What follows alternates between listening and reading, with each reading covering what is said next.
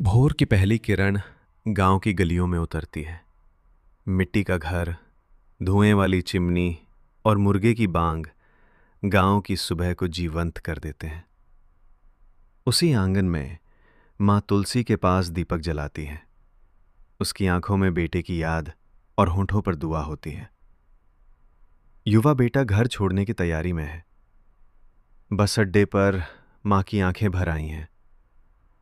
विदाई का वो पल भारी है। बेटा शहर की भीड़ में खो जाता है। चारों ओर शोर, भीड़ और नियन रोशनी। वो एक छोटे से किराए के कमरे में रहता है। लोहे का पलंग, दीवार पर माँ की तस्वीर और टिमटिमाता बल्ब। खाना खाते वक्त उसकी आंखें नम हो जाती हैं, क्योंकि हर कौर के साथ माँ के हाथ की रोटी की याद आती है। कभी फ़ोन पर माँ लिखा देखकर हल्की मुस्कान आती है, तो कभी माँ गांव में दीपक जलाकर उसके लिए दुआ करती है। दिन ब दिन बेटा मेहनत करता है।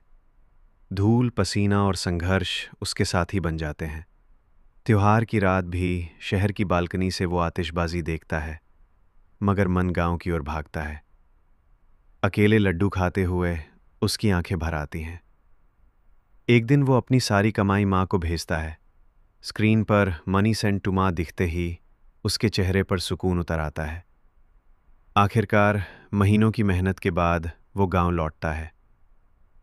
पगडंडी पर दौड़ता बेटा माँ की बाहों में समा जाता है।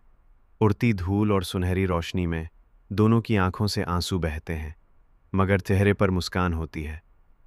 माँ की दुआ और बेटे का संघर्ष दोनों आखिरकार एक दूसरे से